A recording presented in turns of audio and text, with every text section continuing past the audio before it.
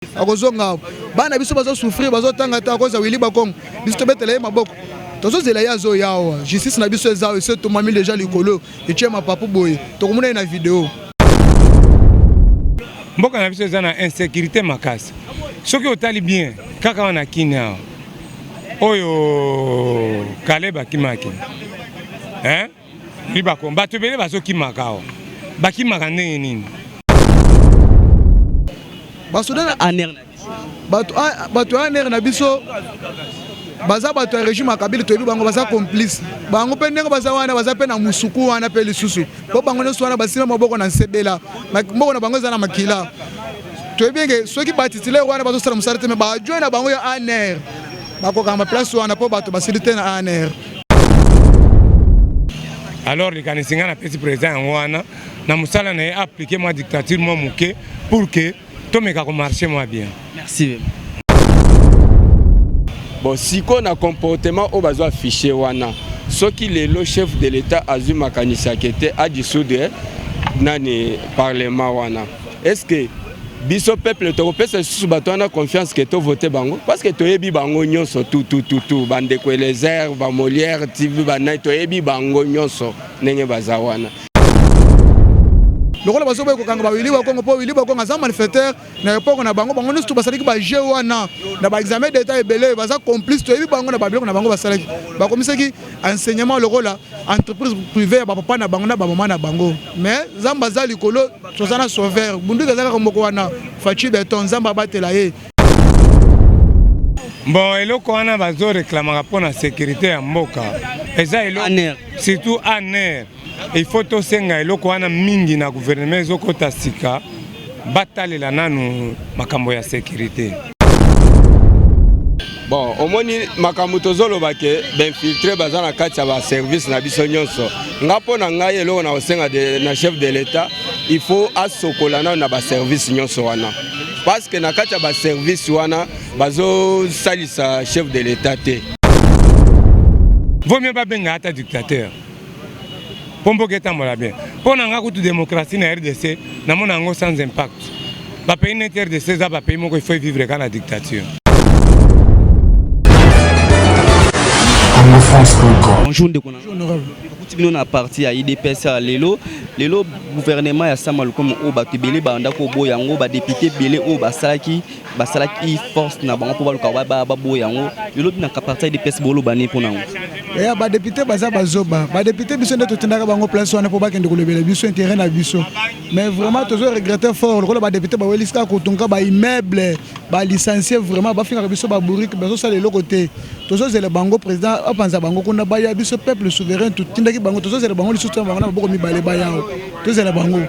c'est la bango mais makanisi na bino ezani par rapport au ba kondima na ba oboya te bato bazala pour ba député bazata ba député ba ko les avantages na bango est-ce que ça que ezana député moko oya ko bima na nzela abenga bato population que to marcher na nzela ke ba benga biso na parlement kuna bato ba puye bango mais ceux qui biso ba peuple to ko le lelo to so ko te bango que lelo na 12h ba ko mali susu connecté ba ko mali susu connecté comme ça to so le chef de l'état abenga na bango passe bango na ndako wana ko yesa na makasi yende garant atindele biso bato na biso wana to pesa bato mususu oyo ba ko sala biso na vision na ye bango baza na vision na ye te ba miyibi baza ba bumi mais le lopé to ki lelo babi mirimi mo to tambola babi lelo balobi ba député ya IDPS bazo senga na nini na ministre oyo ya nani ya na nini na gouvernement Samuel Konsoka bandi 2 ans à président Fachi Balinango ba banda au compter ce qui gouvernement ne bandi ba député ya IDPS bazana mo dire ko lobaté po bazo zelande espoir pas souverain na bazelo ba vous comprendre bango ba ko bango ba manteka tozo boye makambo wana biso na vision ya chef de l'état to yebi ke na parler du peuple connaissant na ba député depuis 2006 le rôle ba Mbuyamba Ngov vous comprendre depuis 2006 on tourne la carte député vous comprendre depuis Mbuyamba Ngov Muchoko aza ni diplômé ni licencié de to ke na bina ko le fête bande 2006 muntu wana assemblée kuna lo bakelo côté baza ebele wana to ko cité bango ba kombo na bango baza place wana bazo ba district biso fort comme ça la minute to comme ko viser biso peuple to comme ko viser na vision chef de l'état na ba député le sous-souté to senga na gouverneur président alungule biso ba wana ya za président IDPS ya za président ya Congo alungula biso bato wana topesa bato mosusu ya malamu ya bien oyo bakosunga biso na vision na ye bokokende liboso vraiment toza IDPS nini moye nouvelle moye vite fait totuna bino tokoki wili bakonga auta kokima bauti kokange na braza basoda na biso baosala mosala basoda na aner na biso bato aner na biso baza bato ya régime ya Kabila toyebi bango baza complice bango mpe ndenge baza wana baza mpe na musuku wana mpe lisusu mpo bango nyonso wana basima maboko na nsebela maboko na bango eza na makila toyebi eke soki batitulaire wana bazosala mosala te me bajoin na bango ya aner bakokanga baplace wana mpo bato basili te na aner lokola bazoboye kokanga bawili bakongo mpo wili bakongo aza manifesteur na epoko na bango bango nyonso basalaki baje wana na baexamen d'état ebele baza complice toyebi bango na babiloko na bango basalaki bakomisaki enseignement lokola entreprise privée ya bapapa na bango na bamama na bango mais nzambe aza likolo toza na sauveur bunduki aza kaka moko wana faci beton nzambe abatela ye fimbo akekele ezali ezoya akimaki alingaki mapumbu atiaka mapapu ake lokola faci azokamba afrique mobimba mais soko na ezaka na RDC sakoya kaka awa aye koyebisa biso aleka na video tomona ye pene tozoleka na video boy abune biso tomona ye pe biso pe ye pe amona biso akozonga bana biso bazosouffrir bazotanga ta koza wili bakongo biso tobetela ye maboko tozozela ye azoya awa justice na biso eza ese tomami déjà likolo etie mapapu boye tokomona ye na video. Merci ndeko. Merci père. Bonjour papa. Bonjour. Tu na parti ya IDPS awa libanda lelo gouvernement sama comme outaki kobima oyo ba député o baboya kiango likanisi na mine zani par rapport ko boya gouvernement. Bon ba député o baboya ki gouvernement na pona likanisi na biso eza ya liboso nanu kopesa bango conseil baye bakosala na mboka na bango parce que gouvernement sama lukonde eza gouvernement oyo kosunga tout étendu à RDC pour na biso ba petit peuple peut to se retrouver. Alors ceux qui bango bazana likanisi wana ya kosala kaka mabe pona bango ba mona neti bien or eza mabe pona biso peuple puisque tolela ki ami gouvernement umeli gouvernement wana bimi to zela ba investir gouvernement bango ba bandi ba magui na bango wana eza malamu te. Alors tozota la bango jour ba membre du gouvernement kozana parler du peuple comme ça toute la réaction na bango réaction na bango bimi ke bate belé ba bimi o ba boyi bate belé ba bimi muke ba o bandimi bon ceux qui ba o ba bimi baza belé ba boyi hein je pense avant-hier moyoki bureau à cour constitutionnelle comme déjà en pratique alors président au dissoudre le parlement to forcer par force à dissoudre ngo Mamino sous temps munga bosa élection bosa bani kana nyonso no mona te vaut mieux bon matin et puis ba ya kobimisa eloko ya bien que to gagner temps na bakato mabe na kati toki na gouvernement ka ya sama comme on balobi ke gouvernement so bandi ko sala ba député ya IDPS bo senga ke soki gouvernement ni bandi 2 ans président Fachi Longwa ba banda ya sika na gouvernement za so makanisi na wana eza ba député ya IDPS te wana eza mutu moko ya IDPS. Comment vous avez un sentiment ya un individu bolati sango IDPS boyoka ki secrétaire général mutu albai bongo ou bien porte-parole eza bien te est-ce que ngana za membre ya IDPS est-ce que nakosi comporter bongo c'est pourquoi moni ndeko oti koloba na zo banini ba licencié ya mboko babiloko ba osaka na mboka bazani tu bato maboma parce que papa na kwenda c'est licencié mais yoka ba propos ya koloba ngana za un simple diplômé na koloba biloko bongo te ata yo moko ndo zana journaliste vraiment eloko ana yoko considérer ngo eza normal ipo na mwana mboka ti 2 ans na ekuboma nango 2 ans ya ko senga te président na mandat à 5 ans après 5 ans renouvelable une fois donc une élection biso UDPS to yebi ke to zaka na biso majorité populaire président na biso akosonga biso na pouvoir pour la deuxième fois pour biso to voter mais le lorsque toki wili bakonga o azaki na mandat d'amener abimi libanda mboka ndeni militant tozana ba nani na biso bazalaka awa ba soda na biso ba sécurité mboka abimi ndengeni bon eloko wana bazo réclamaka pona sécurité ya mboka eza eloko surtout aner il faut to senga eloko wana mingi na gouvernement ezokota sika batalela nanu makambo ya sécurité mboka na biso eza na insécurité makasi soki otali bien kaka wana kina oyo Kaleba kimaki hein libako bato bele bazokimaka awa bakimaka ndenge nini sur longtemps aner ezali. C'est ça le problème. Il faut que matière à sécurité ba meka kolandela ngo koyeba ba fuite wana bimaka po muto abima libanda ndenge na azana de ba konga se retrouver na braza ndenge nini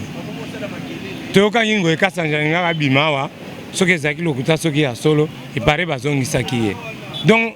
sécurité na biso ezaka malamu te à vrai dire. Pourquoi banini na bato nyonso ba Holanda yo na mokonza mboka na biso taki bino za parti oza cher ya IDPS bino bozaka libanda wa makambo bolobaka ekoma tant bolobaka bosembola ka président biso bolamusaka epe mémoire likanisi no koloba na présidence.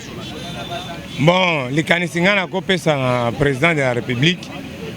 eza oyo yoki baninga ebele ba réclamer à chaque fois président aza na rigueur ya makasi na gouvernement pe na ba institution mosusu puisque ya aza neti arbitre na bango. Alors, à quoi négligeaka à ta institution mon côté. Ce qui a été négligence à ta mouké, c'est pourquoi mon batouana va que ça va bisala salama au bout. Vaut mieux pas benga à ta dictateur. Pombo keta mola bien. Pour n'anga coup de démocratie na RDC, na mon ango sans impact. Ba pays net RDC za ba pays moko il faut vivre dans la dictature. Alors les Ghanaisiens na petit président ngwana na musala na appliquer moi dictature moi mouké pour que tout me ka marcher moi bien. Merci. Bonjour papa. Bonjour. Tout le banda IDPS sawa lelo gouvernement sama lokomo o lelo ba député belé o ba boyango gouvernement o ebimi likanisi na bizani parti IDPS. Biso likanisi na biso kozani tozo to banda ko regete kaka na comportement ya ba élu national. Bon, bango mutapesa bango mandat eza biso population. Tant que pesi bango mandat ndenge ba sièjaka kuna ba sièjaka pona biso population. Mbongo ba futaka bango kuna chaque fin du mois. Biso nde to pesa bango mandat wana ba futamaka pona musala wana ya peuple. Mais comment expliquer s'il y a un problème ba monaki ke mabund atamboli bien te. Bango moko batali kete il faut to longola ye. Ba sièje pa ba longoli mabund. Bon tant ba longoli mabund et ko kende ti ndenge Premier ministre a ekobima gouvernement yango yo ebimi. Gouvernement wana eza gouvernement ya peuple congolais. Bon, sikoyo kaka bango moko wana. Comment expliquer ba comme suko exiger que te biso nde to sala ki boye po mabunda longa boye il faut ba futa bango mbongo moko boye o eza ya salaire oyo bazwaka chaque fin du mois te. Bon, sikoyo zomona ke biloko wana eza biloko oyo tozolinga ke esila quand même na mboka na biso mais ba député na biso bazolinga kozongisa biso kaka na potopoto moko wana eloko wana nde tozotalisa bango ke toyebi bango parce que biso peuple nde tochaki bango place wana. Bon siko na comportement o bazo affiché wana soki lelo chef de l'état azui makanisa kete a dissoudre nani parlement wana. Est-ce que biso peuple to pesa sous batona confiance que to voter bango parce que to yebi bango nyonso tout bande ko les airs ba Molière TV ba na to yebi bango nyonso nenge bazawana pe to yebi na oyo azotindika bango azo corrompre bango to si to yebi click na bango nyonso wana azotindika eza na ba politiciens mususu ba batami sima na union sacrée. Oui be filtrer bazana kata union sacrée na union sacrée be filtrer bazali ebele bazali na ba o bazali banda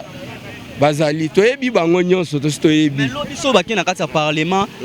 ba député belé ba bimi o ba boyi o ba nimba mukia o mona te ko baby sel. Bon et ko baby sel ko moko te parce que une place o bakenda ko siéger wana ezaka palais du peuple biso peuple to kokota wana pe to vandi na kiti na bakiti la bango wana to zela bango oya ko boya oya ko ndima mais biso moko bakolo baki ndaku wana parce que ezaka palais du peuple bandima ba député bandima pe bon bandima te ba ozaka na bango soko na bango ekozala bandima te to ko sanctionner bango parce que bango nyonso ko banda na chef de l'état ti suka biso peuple nde to zaka na nde to tia bango na bazaka bana misala na biso peuple ba misala lelo likanisi moko to ki na parti IDPS oki lelo balobi ke ba parti ya IDPS ba député IDPS bazo senga ke na gouvernement sama ko soke bandi 2 ans président Fatou Echité babandela makamyo à 0 abandela loka 5 à 0 likanisi na mino parti IDPS c'est ça bien idée wana na parti IDPS net nani alobi bongo ba député na bino wana biloba loba ya balabala wana eza biloba loba ya balabala ba talisa biso député na biso IDPS oyo alobi bongo net awa ndenge biso to ba combattant ndenge boye na micro pa na biso bo net tozoloba boye si ata balobi boye okocha image olobi te tala na kenda place tel na 10e na yokaki boye balakisa biso ba député na biso IDPS bazolobelo quoi. Mais le tout le monde Willy Bakonga oyo azaki na mandat na mene Willy Bakonga bamoni na Braza aner na biso esala musalani. Bon, omoni makambo tozoloba ke infiltré baza na kati ya ba service na biso nyonso. Ngapo na ngai eloko na osenga de na chef de l'État, il faut asokola na ba service nyonso wana. Parce que na kati ya ba service wana bazo salisa chef de l'État te. Ozomona ezana ba main noire moko ezana kati wana. C'est pourquoi il faut chef de l'État, ce gouvernement bimé vandi bien basokola un peu ba service nyonso wana bien pour que peuple congolais to se retrouver na oyo tozana ngo posa parce que ndenge tozo vivre na kati ya mboka na biso eza bongo te même na bamboka mususu moko bakoya ko seka biso na makambo ezoleka na awa mais tozo senga kaka na bakonzi na biso batala tala neti eloko esalemaki na de bonhomme lobby na so de muto wana ba policier wana okokende disons policier akomi ko kota ti na ba service oyo eza compétent ki asala te oyo eza na compétence na été okokuta ba policier baza partout donc la policier azo salango tracasserie leki makambu tutu biloko wana eza mabe toye mais bato wana baza ben filtré o baye pona ko bebisa image ya chef de l'État mais tosi toyebi bango peuple congolais asa yebi a découvrir makambu nyonso wana tosi toyebi mais bakosala eloko te ndenge baza wana ba campagne na bango nyonso wana eza ya mike eza campagne ya mike mais batika loyeba ke mutabatami alekio na mayele mutabatami alekio na mayele baloba trop azotambola azokende boye bon quand même bayeba ke mboka na biso ezaki déjà na kati ya libulu moko mabe tolinga to zina libulu moko mabe ni tete Félix Antoine Tshisekedi Nzambe atindi po ya mbele ero toza musika mbele ato komo yoka babugumese ba Rwandais oyoki ba chef de riba rwandais nde côté te komako kende kaka na kamwa groupe moko boye o bayaki ba pauvre banini baye na mboka na biso baye ko s'enrichir na mboka na biso kaka bongo bon biloko wana nde ozomona ke Antoine et Félix Tshisekedi azo bunda ke asilisa babuzo banyonso wana nzala boye to mesana nango to mesana nango po bonere ya passe ezalaka kaka même démocratie ou bien état de droit pour vendre togoleka be étape moko boye ya makasi mais toza mutema makasi toza derrière chef de l'État tozo soutenir l'institution na biso tout ya mboka gouvernement bimaye vanda peuple congolais a se retrouver. C'était merci. Merci tout continuer micro balader na biso dans la partie chez IDPS toujours sur la nabiso. Bonjour papa tout le monde. Bonjour papa journaliste. On a parti à IDPS partout les amounene les lobby no monko bomoni likaniso ba député o bazo boya bazo telemela gouvernement o ibimi ya Samuel Kombo bozo lobani parti na parti IDPS. OK, na benga mina komo ya pasteur Ali mwana 12 ans bureau d'âge à IDPS. Oya za président Kambaka 10e miringa yo pasteur Ali. Batu tu ba ebinga yo. Na kopesa réponse na mutuna yo tuni aweza la réponse vérité sur vérité mutuna wana tuni za mutuna moko ya kitoko na lingi na lobela na mutuna yo lobi ya ba député bazo boya ba ministre au président auti ko nommé ba ministre baza nommé baza voter te ba nommé bango nani mutuna nommé bango c'est président de la République siko yo député banda yo député okota na ki député na mombele ozalaka ba vota yo na bana mombele okima mombele okende Gombe mukoloni ozonga na mombele yo député ba voter yo na Kingabwa na ba mai kuna ya Ngwele ozimbongo kimi Kingabwa okeko vana na ba ma campagne kuna ozonga mukoloni na Kingabwa okende kotala ndenge batu bazozinda na mai batu bazokufubia na mombele président nde anome signature suka ezali epa ya Fati Beton Aigle ye mutu anome ba ministre wana ba pesi ba kombo na ndenge premier ministre Samuel Okonde aye na ba kombo apesi président Aigle atali alobi ke oui bakombo ya ba ministre oyo ba pesinga et kosunga peuple congolais et kosala vision ya chef de l'état et vision ya chef ya peuple congolais yango wana signé ba ministre wana babimi makelele ezalaki awo lelo nga za mutu ya IDPS Kankonde Gilbert ministre intérieur mutu ya IDPS akei Eteni Longondo mutu ya IDPS akei Junior Mate mutu ya IDPS akei Maman Tumbanzenze mutu ya IDPS baza ebele akasia bakei nakotanga te baza bato ya IDPS te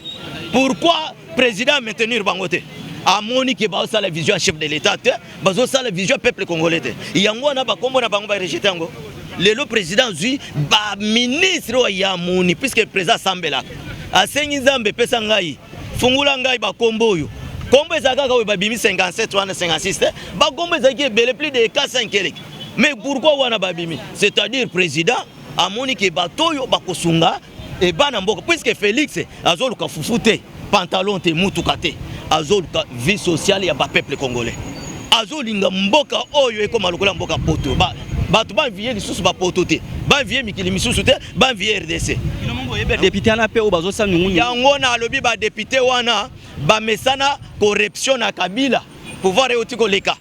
ba nungu wana ba lembo na ba fiti puisque banguna basilité banguna ya fati basilité. Comment gouvernement yo banda na rutala na banda mwana bato ba votaye tile luisake asala boy mabe azonga boy mabe ce n'est pas bien ba député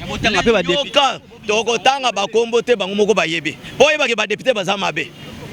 ba député provincial ya Mujimai ba telemine jama wejedu na lunga oye bien très bien kaka ba député wana ba député provincial ya Kinshasa ba telemine ko dempoyi alungwa kaka ba député mais Zolandi ba député mon député ibi musala na yeta député ba vota ye na ba peuple député za mulobeli ya ba peuple lelo mu député akomi mulobeli ya libumu na ye na ya ba famille na ye ya contredire o ba ministre wana to lingite boy na boy soki ba signer te to ba bango ba boy mu konjamboka puisque mutu azana signature ya suka oyo boy ko signer moi te ba ministre ba ko sala le côté c'est pasteur Ali qui parle ngai mutu razolo ba na monde tozali na mokonzi obele mokonzambe mutu aleki nzambe likolo azate na Congo tozali pe na mokonzi obele moko se Fati Beton mutu aleki ye azate bokokota makita bokoti suka boya na dossier botie na mesa pona ni a signé c'est président de la République mais ceux qui a signé te et wende wap nulle part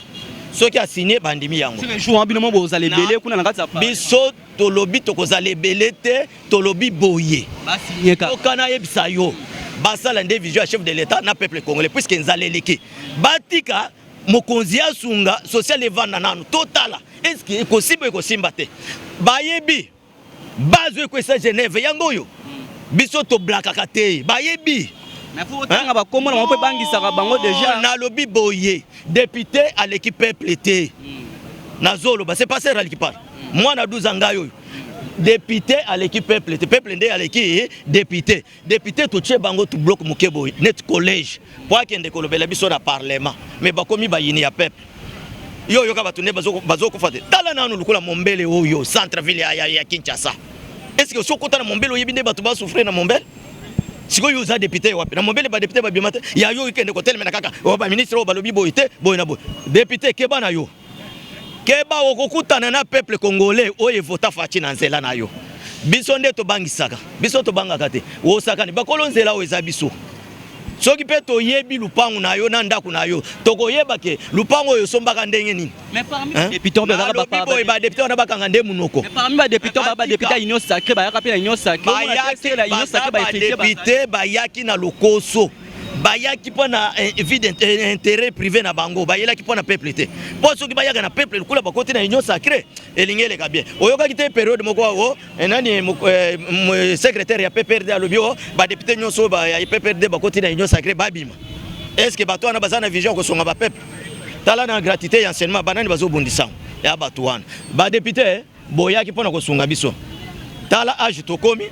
bana bazo kola bazo souffrir botika manda epe eumelaka te lelo 3 ans yango tozokota ya Fati botika totala est-ce que akokoka te wana nde boko sala mais biloko bozo tchaye kroka njam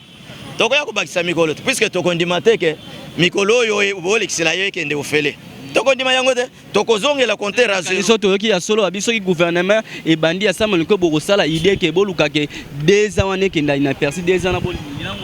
et comme que to lukate na lingala balobi boyo voix ya nzambe nde voix ya peuple voix ya nzambe mais tango bango ba député bazo déranger bazo mona te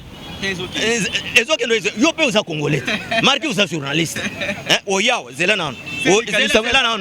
oyao okutinga na vandia na hôpital lobi na obela nde omoninga na vandia mais tala na ipona lobela ka peuple bon oyao siko soki ozwinga temps oyo nga na koko melaki seleki na ko récupérer ou bien na ko sala ni pesa nga réponse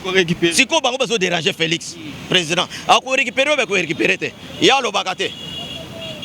mutu alobaka te nzambe alobelaka bana Israël na Égypte mais atinda mutu moko a sauver bana Israël na Égypte ndenge moko biso nyonso tokende koloba te mais nzambe atindi Félix Beton alobela peuple congolais toyokela ye soki toyokeli ete compteur à zéro. Merci papa todo kabwana biso mais le lolo susu bazo tuna likanini oyo Willy Bakonga oto yebaki la kina mana mais Willy Bakonga yo se retrouver na kata Braza aner na biso esa musa. Merci papa. C'est Pasteur Ali. Toujours en forme, toujours en mouvement. Au moni yango na zo ebisayo. Olobi ba député oyo bazo déranger. C'est-à-dire président Félix ndeto voter abimi. Mais ba bureau nyonso bato akabila bazawana. Aner bato akabila ba député bato akabila sauf ba ministre au président otikonomé na ndenge nayi mais ba bureau nyonso deuxième tout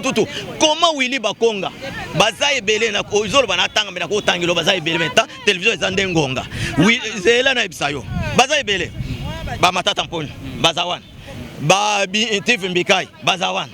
Willy Bakonga azawana baza ebele na ko tangilo oye bukanga lonzo oye Mbikai ateka onatra baza ebele bon oyo kike batwana nyonso baza na dossier bien malaki mapinga pe bazawana si oye bien mais bino aner doni numbia bimindengene lelo kaleve ti lelo azomona na tendenge nini siko aner musala no musala nini aner ozawa c'est-à-dire a se retrouver na Braza ndenge nini c'est-à-dire biro wana batu ya kabila bazawana ozomona batu ya régime wana o balingi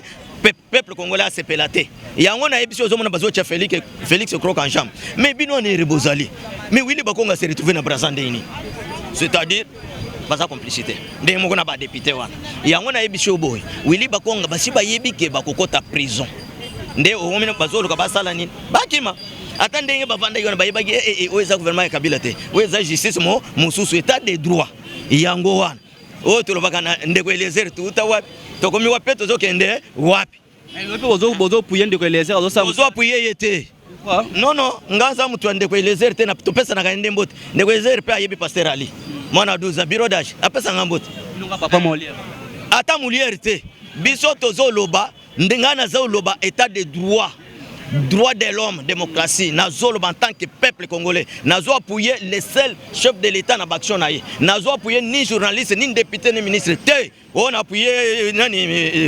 Eliezer, oh Moulière, on a appuyé Kamoutouté. Merci papa Tokabwana Biso, tu repères sa message dans ce groupe, sa diaspora. Eliezer a appuyé Biso, donc appuyé puisque oui, Ozana a raison, puisque tant que Eliezer a qui n'a dit j'ai miri, Moutoyambaga de Eliezer et Zanga Pasteur Ali. Ndeko Eliezer yo pesa nga bafle o pesa na 10e mairie muto azwaka na maboko na yo pesa singai Pasteur Ali bafle ngo tolobela na 10e mairie muto pesa nga ezande ko Eliezer yango ayaka peo to yambaka ye to boyete mais tozo apuye te ye azo sala pe na ndenge na biso pe to sala na ndenge na biso puisque toza parti mo côté message no pesa ya suka na ba message na pesa na ba député bokeba muto na za mukonzi bokeba ba député bokeba botika kolekisa ngonga boza balobeli ya peuple ndeko Eliezer yo pe oza député zwa likolo oyo yo bandela katango zalaki journaliste na Roger Lumbala tina ndengo komi biseka nyo titre komi le long de Eliezer ozalaki pe kolobelaka peuple congolais ko dérouté te ko dévié te so koluka Pasteur alinga yo kobenga nga to kosolola ndeko Eliezer zonga kana nzela soutenir Fati Beton ndengo za ko soutenir okenda ba Belgique par-ci par-là wana mboka totombolango ekende likos yo nanga toza même territoire Lomami yo mutu ya Kabinda ngai mwena mande na ngandajika toyebani yango wana ndeko Eliezer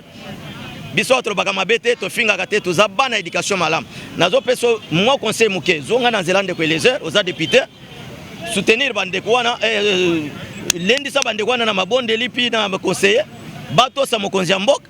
musale salam botika kolia tango pamba bolekisa temps to ko récupérer yango compter à 0. Merci papa, merci de bandivona soba la Congo France Bisona bango bangona bisona bango ekara molai France.com site ya solo masolo ya danger masolo ya kitoko Congo France.com